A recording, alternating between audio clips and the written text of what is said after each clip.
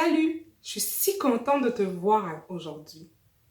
Est-ce que tu te rappelles un peu qu'est-ce qui s'est passé dans les derniers épisodes avec John?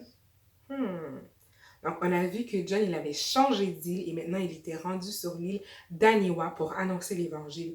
Et là-bas, il a commencé à s'installer. Et John a eu une brillante idée. C'était de bâtir, en fait, de creuser un puits, puisqu'il n'avait pas d'eau dans ce village-là. Alors, John avait commencé à creuser, mais les gens du village, de l'île, le trouvaient un peu fou parce qu'ils ne comprenaient pas. Ils se disaient, mais d'habitude, on a l'appui du ciel et non de la terre. Et John, il avait continué à creuser et finalement, en réponse à sa prière, Dieu avait donné de l'eau. Et on s'était arrêté à ce moment où est-ce qu'on voulait savoir, est-ce que c'était de l'eau fraîche? Alors là, John était tellement content. Il disait, merci Seigneur de nous avoir de l'eau, donné de l'eau. Et il a secoué la cruche et il a présenté la cruche au chef Namaki. Et le chef était si content. Et là, John a dit, ok, attends, on va le goûter avant. Et là, John l'a goûté et c'était de l'eau fraîche. Waouh! Tout le monde était content. Le chef, il était vraiment content. Il commençait à dire, waouh, John, ton Dieu, il est vraiment grand. Il nous a donné de l'eau de la terre. Et là, il était tellement impressionné. Il a dit, nos dieux à nous n'ont jamais fait quelque chose pareil. On leur prie, on leur parle et ils ne répondent jamais à nos prières. Et il était vraiment impressionné. Alors le chef, il a rassemblé tout son peuple et il a dit, écoutez-moi, peuple de Aniwa. Maintenant, désormais, nous allons adorer le Dieu de John parce que lui, il répond aux prières. John a creusé un trou et il nous a donné l'eau de la terre. Il était tellement impressionné, il a commencé à parler au peuple et à les expliquer que désormais, ils n'allaient plus croire aux faux dieux. Et il les a même demandé de ramener tous les dieux qu'ils avaient dans leur maison pour pouvoir les détruire. Et John, il voyait tout ça, il était vraiment impressionné de voir que le chef Namaki avait décidé maintenant de croire en Jésus. Donc, il a dit, à partir de maintenant, je croirai seulement en Jésus-Christ seul. Nos dieux, ils ne peuvent pas nous entendre, ils ne peuvent pas nous parler. Donc, désormais, je suivrai Jésus-Christ. Comment pensez-vous que John se sentait à ce moment-là?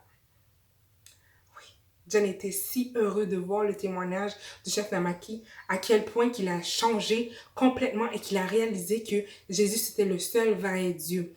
Et là, il a dit, désormais, tout le monde, venez, on va débarrasser. Donc, un après l'autre, les gens, ils ont commencé à apporter leurs idoles. Donc, il y avait des petits idoles en bois, d'autres en pierre, toutes sortes d'idoles différentes. Et là, il y avait des gens aussi qui résistaient au début. Puis, au fur et à mesure, les jours ont passé. Et là, il y en a même qui ont décidé de s'en débarrasser un peu plus tard. Il y en a qui sont allés à la mer, jeter au profond de l'eau. Et même, il a demandé qu'ils allaient brûler ces idoles-là et les enterrer. Et John, il était vraiment heureux de voir ça. Et de plus en plus, les gens ils commençaient à mettre leur confiance en Jésus. C'était magnifique. Donc, John était si heureux qu'il a décidé de faire quelque chose. Il a décidé qu'il allait traduire la Bible dans la langue du peuple Aniwa. Alors, il a commencé à travailler très dur et jour après jour, il traduisait. Et pendant ce temps, les habitants, ils avaient très hâte de savoir est-ce que c'était terminé. Donc, à chaque jour, ils venaient voir John et ils disaient, est-ce que c'est terminé? John disait, non. Est-ce que c'est terminé? Non. Est-ce que c'est terminé? Non. Et un beau jour, ils ont demandé, est-ce que c'est terminé? Et là, John, il a dit oui. Et il les a montré cette Bible-là. Et le chef était tellement content. Namaki, il a dit, OK, John, est-ce qu'il parle notre langue? Et là, John a dit oui. Et il a dit, oh, s'il te plaît, fais-le parler pour moi, fais-le parler. Et là, John a commencé à lire des passages de la Bible dans la langue de ce peuple-là. Et il était si content. Et là, il a dit à John, John, s'il te plaît, apprends-moi à le faire parler aussi. Il commençait à supplier John, mais apprends-moi à le faire parler. Qu'est-ce qu'il voulait dire d'après vous? Ah, parce qu'il ne savait pas, vous vous rappelez au début, oh, c'est ce peuple-là, ils n'avaient jamais vu un livre et ils n'avaient jamais appris à lire. Donc, John les a appris l'alphabet, il a commencé à apprendre à lire. Et même le chef Namaki était tellement fidèle à Jésus qu'il a commencé à aller partout sur l'île pour pouvoir évangéliser, parler de Dieu, de Jésus et de tout ce qu'il a fait aux autres habitants. Et de plus en plus, les gens sur l'île ont commencé à croire en Jésus, à croire que Jésus est le seul qui puisse les sauver.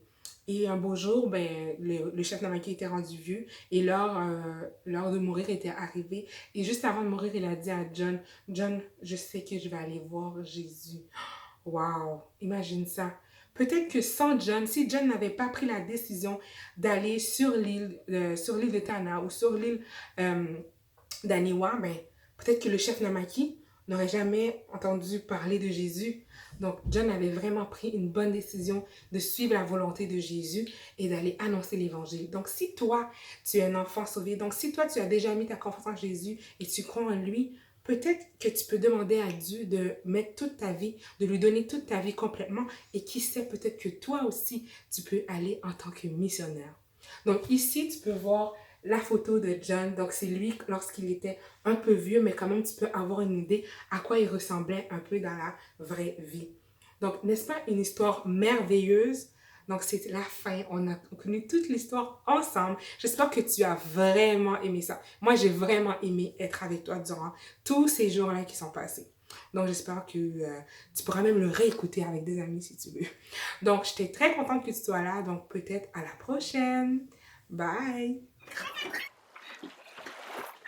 Oh les amis, je suis tellement mais tellement contente que mes grands-pères m'ont guidée jusqu'à ce trésor parce que c'est le plus grand des trésors, le meilleur trésor que tu pourrais jamais avoir. Et c'est quoi?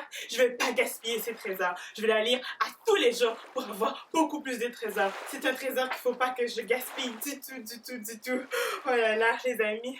Et Pirate et moi, on est tellement contents que tu étais avec nous, les amis. On a eu tellement de belles aventures ensemble. Oh, et tu sais quoi? Si jamais tu te retrouves dans ces mers ou tu passes par là, ici dans ces mers, mais sache que tu as deux amis pirates. Moi, Pirate Mima, et Capitaine Barbelon 3. On est tes amis. Oui. Ok, Capitaine Barbelon 3, il faut y aller. Allons-y. Oh, et aussi, je voulais te dire merci beaucoup, mes petits pirates préférés. Ok, on y va. Oh. Capitaine,